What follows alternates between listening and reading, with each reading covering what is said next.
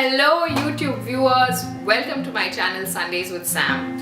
On today's episode, I'm going to share with you a recipe that is so delicious that Lord Ganesh himself adores it.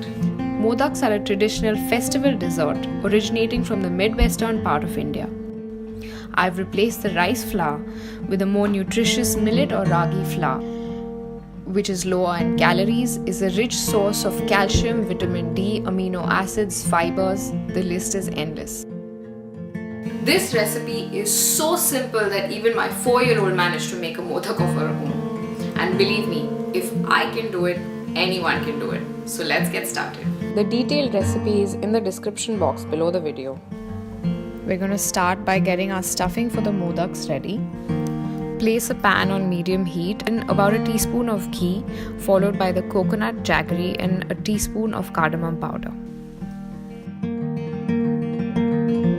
Give it a stir and keep mixing for about 4 minutes or so till you get a nice sticky mixture. Now just set it aside to rest.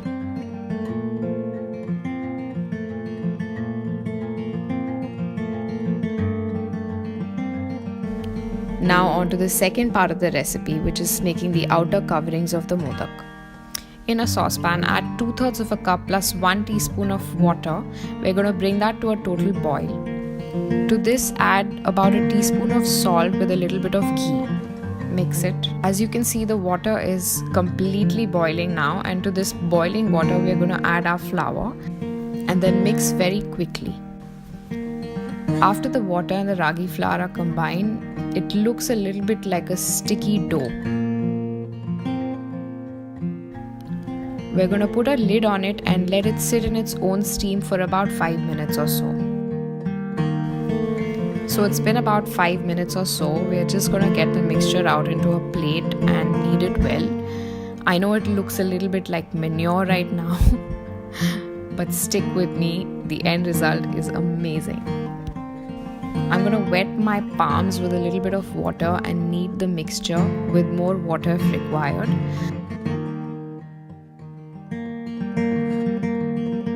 I've kneaded for about 2 to 3 minutes and now my mixture has turned into a really nice smooth dough.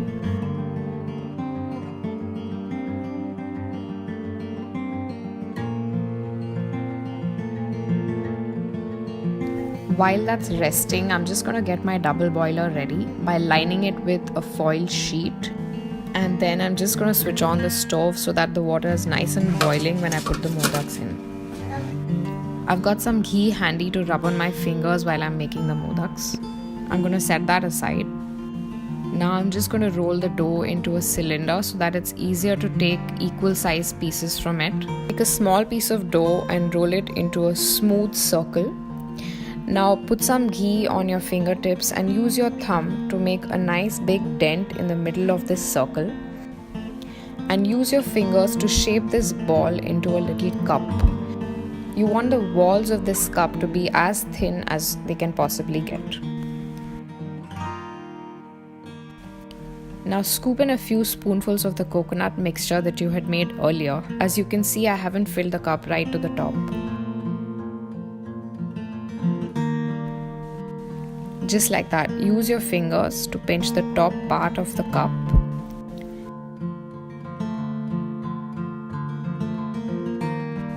Now pinch all of these corners together with your hand to make a nice little dumpling.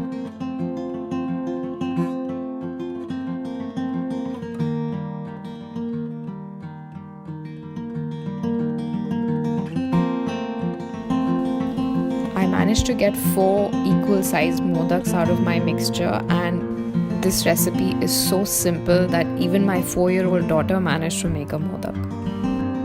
I'm going to place all of my modaks into the steamer now and let them steam for about 15 minutes. The hardest thing about this recipe is to actually wait for the modaks to get done so you can get your hands on them and just dig in. Salivating toddler alert.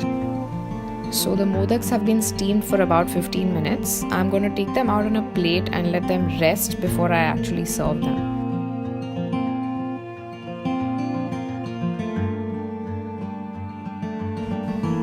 Serve them with a nice big dollop of ghee while they're still piping hot. Enjoy!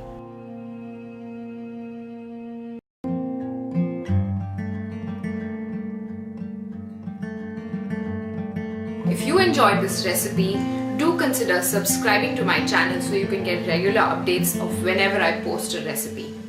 If you have any recipe requests that you would like me to make, don't forget to comment or just send me some pictures of when you make these recipes at home. Until next time, namaste.